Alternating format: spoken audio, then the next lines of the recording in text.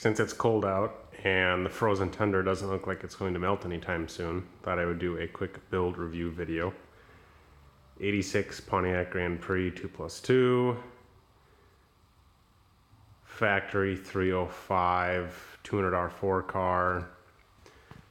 Currently has a 6-liter with a GT500 Eaton M122 blower, a t56, and an 8.5-inch GM 10-bolt in it. The 6-liter started out as a 99 to 2000 Silverado Sierra 2500. Iron-headed engine. Of course, the iron-headed engines had the long crank, so in effect it is like a traditional big block Chevy with the 168 tooth flywheel. It has an LT1 T56 with still all the original LT1 input shaft and bell housing. The factory LT1 has a pull type style clutch, which is goofy. The flywheel on this engine is from McLeod. You can get, and I have used on this engine, the flywheel from a NV 4500 99 to 2000 Silverado Sierra 2500 and a factory LS1 clutch. That didn't hold up to the power level I was at, so I ended up changing to the McLeod flywheel. You look on Summit and they have them. They're about $300, so that is probably the more expensive part. But it is nice to save the roughly $1,000 getting a reject LT1 T56 versus having to spring for the LS1 style. The reason that works is because the long crank LS1 LQ4, which is this engine, that was found in the 99 to 2000 Silverado 2500s, was right behind a 25, or it was in front of an 80E. Those 80Es and all 80Es are traditional pre-2000 offset between the bell housing and flange on the torque converter. The later 6-liters ended up having the same crank as the later LS1s and 5.3s, so they had a spacer, but these early one, it is integral cast into the crank. Because it's cast in the crank, it requires that special McLeod flywheel, but the crank is longer, so it works with older transmissions and doesn't require an adapter. Spacer like the newer ones do, so this LT1 T56 is shorter on the input shaft than the LS1, but it goes to this long crank motor, and the LT1 was a factory 153 tooth flywheel. Since the LS is a 168, the bell housing does hit the flywheel. I ended up cutting the bottom of the flywheel out with a jigsaw and a grinder. So the bottom of the LT1 T56 bell housing essentially resembles a auto like TH400 bottom where it's open, you can see it. I was concerned about cracking, but I probably got about 5,000 miles on this with a stage 2 or 3-ish clutch single disc. It's nothing crazy, but it has not slipped under this power level where the stock LS1 T56 clutch that I had in this previously did. I also used an Howe T5 off Summit for about $100 hydraulic throwout bearing conversion. That is nice because I just machined a adapter bushing about 95 thou thick, if I remember right, to go between the input shaft sleeve on the LT1 T56 and space out to the T5 hydraulic throwout bearing. And then ran up a line to a 3rd gen Firebird Camaro master cylinder for the clutch, and it's worked very well. The engine, little info about that. Like I mentioned, the blower's off of a late 2000s GT500 5.4 liter. The intake manifold came off of Facebook Marketplace or one of the for sale pages. It was a factory Magnuson truck lower intake that you get for a 5.3 or 6-liter truck.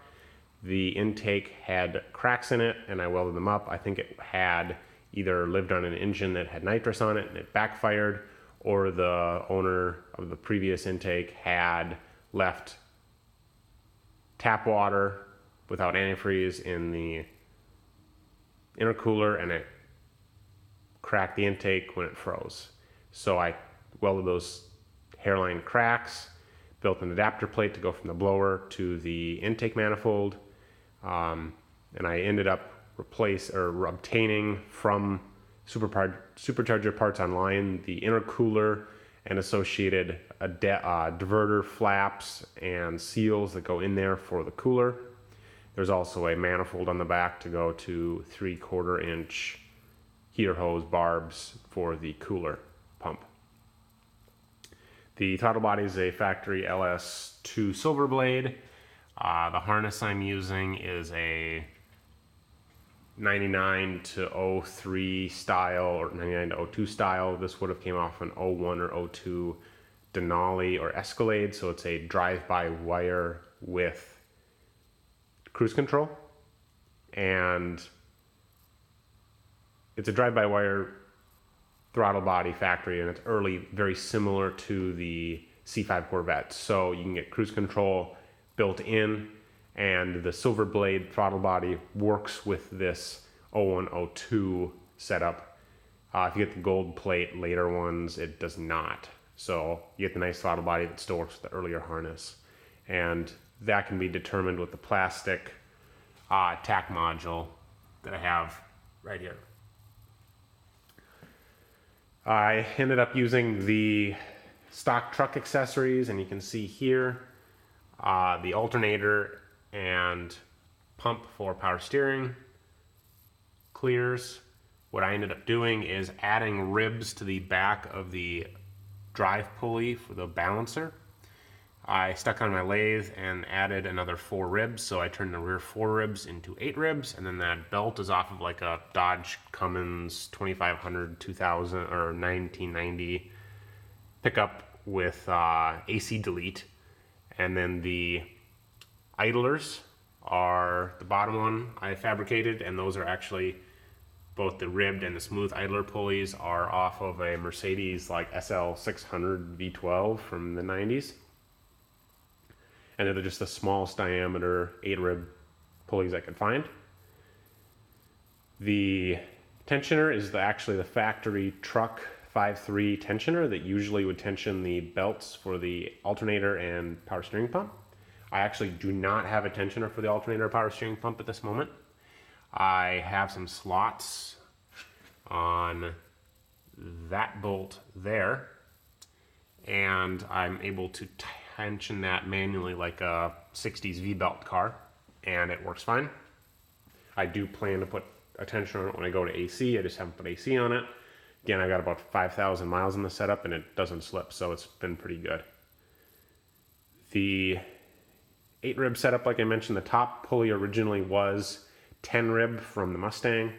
I had a aftermarket pulley supplier, Smooth Flow pulleys. I gave him the dimensions, and he actually custom made an upper pulley for me to my specs.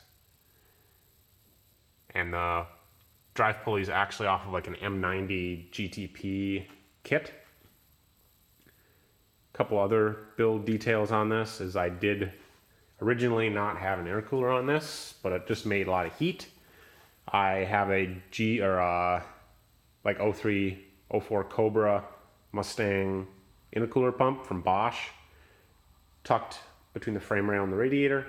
I have a frozen boost heat exchanger on the front, and I just run heater hose from the cooler on the back of the blower intake. I route the pipes, the lines. I have a reservoir here that's actually like a overflow can for radiator, but I TIG welded, had some bungs TIG welded into it, so this is my reservoir. And the pump sits underneath there, goes for the cooler. I brought my charge temperatures from over 240 F from what my intake air temp sensor was reading down to like 120 or 110. It does rise over ambient, but it's pretty reasonable. Headers, I built this car before the cheap swap headers came out, So these headers are off of like Speed Engineering Alumina, or off eBay or Speed Engineering directly. I think they're the cheapest. They're 4th gen 9802 Camaro F-body headers. They did hit originally the upper control arm back here, which I had to trim. I dented it slightly and it's been fine since then. And then the number 4 primary tube did hit the frame rail and I dented that. And the driver's header kicked out originally from around where the clutch components would be if you had like a manual clutch or linkage style transmission. And then also the floorboards, they kicked around. So it would clear, these headers would clear if you had a manual clutch like a T5 or a T10 or something. I ended up cutting the collector off and pointing it straight back. And then just have a pipes 3-inch X-pipe system running to the back of the car. A couple other underhood details. It's got a radiator from Griffin, an LS like swap radiator. It's a 19 by 31 inch. Lower radiator hose is off of like an 86 300 inline 6 E150 Ford van, and it fits perfect without trimming or anything. Clears the frame rail, bends up nice, all the ends are the same diameter, and then the upper hose is like a 3/8 GM Buick V6 G-body up radiator hose that I just cut both ends off of. A couple other details outside the engine bay, like I mentioned, the transmission, LT1 t56. Previous video showing how I got all the gauges and reverse lights and lockouts to work, but one of the things I didn't mention is to get it to work in the stock floor and make it work in the center console. So this is the factory center console. That would have been the auto for the 4-speed. I ended up building an adapter plate, which is about 3/4 inch aluminum block that I just drilled some holes in. It's a Hurst like Summit shifter stick that I got off Summit, and no one had bought them for a long time because it had like 1/2 inch of dust on it, so it was sitting in some warehouse somewhere. Shifter ball off eBay, just a generic like 6-speed thing. And then that allows the transmission to, when I row the gears, it stays nicely in the quadrant. I don't have a shifter boot on top to make it pretty. The bottom one is just a factory like 6-speed Camaro Firebird that I got off eBay.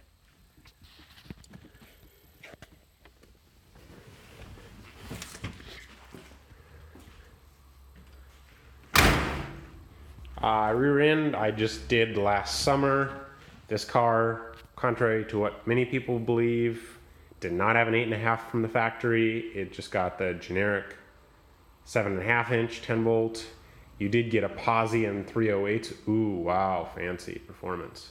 But that would obviously not hold the 6-liter with the blower and the stick. I built previously a 8.5 that was out of a ZR2 S10 for it. I machined an adapter plate for the upper control arms and bought a 9-inch install kit off of eBay for like 75 bucks with lower control arm brackets and other parts to like put a 9-inch in a G-body. I had a fixture and I welded lower control arm brackets onto the 8.5 inch, kept the factory disc brakes in 373 and posi from that.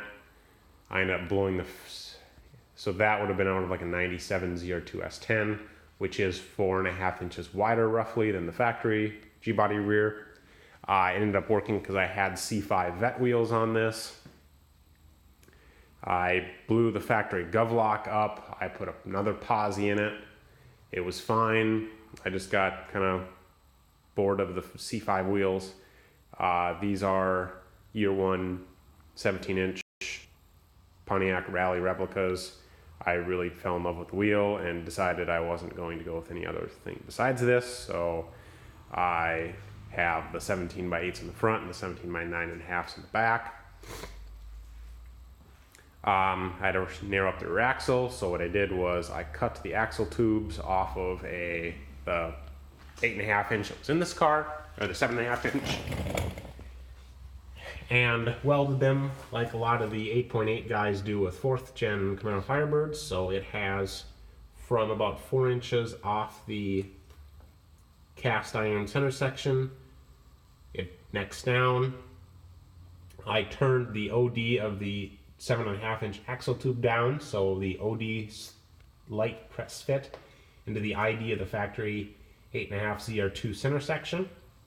And then I bought some Mosier 30 spline Grand National or Hurst axles for a G-body, and slid those into the factory 30 spline carrier. Well, I ended up going to a Yukon clutch style instead of the Govlock style that was factory, but they were both 30 spline. The axles slipped in nice. The brakes I used were traditional Blazer rears that were off the 4-wheel drive, so everyone knows you can do the 2-wheel drive rear Blazer off of 7.5. Problem is you have to have special backing plates for those, the cast iron part, and those were not available at any junkyards I could find. Being up in the north, they rusted out and they don't appear anymore. They're not available. You can't buy replacement parts, or at least I couldn't find any, because 2nd gen F-body people buy those one 4-wheel drive and one 2-wheel drive backing plate and mix and match to make disc brakes for their 8.5 inch rears. So this actually has 4-wheel drive rear backing plates flipped side to side. The one thing is I did lose the provision for the park brake cable mount, but I have to build a bracket for that. The nice thing is the caliper tucks nicely. You can see it in here on the back side of the wheel, nicely between the frame rail, the shock mount, and clears the wheel and the frame and the shock nicely, and the exhaust. It's very tight, but it fits nicely.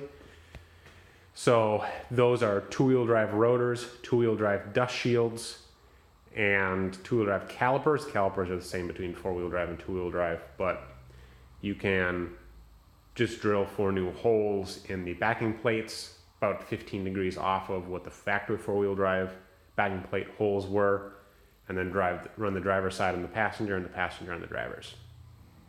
And then for the fronts, those are LS1 brakes. Same for V6 and LS1 cars, 9802. The rotors are actually the same for like Cop special version Impalas, so I ended up with less in this setup on the front than I would have if I went to a Blazer setup. And this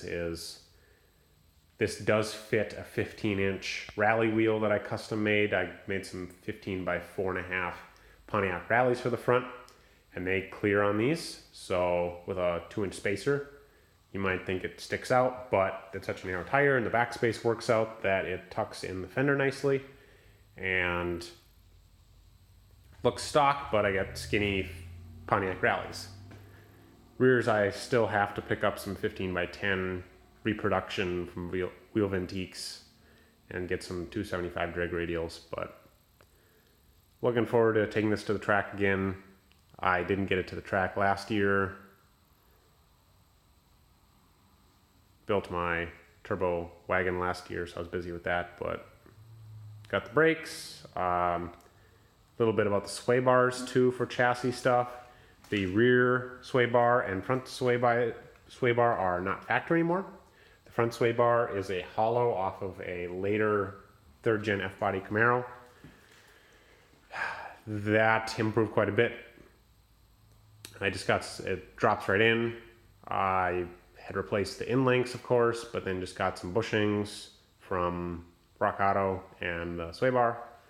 So I have a better front sway bar, and then the rear sway bar is actually, if you could remember from when I was talking about the rear end, this has a 2-door 4-wheel drive or 2-wheel drive 98 to 05-ish Blazer or Jimmy rear sway bar.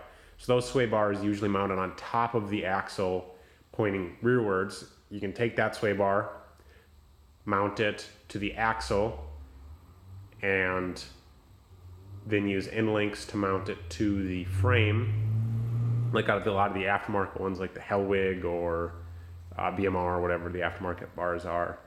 You can pick those bars up for like 20 bucks, and they mount nicely under the rear end.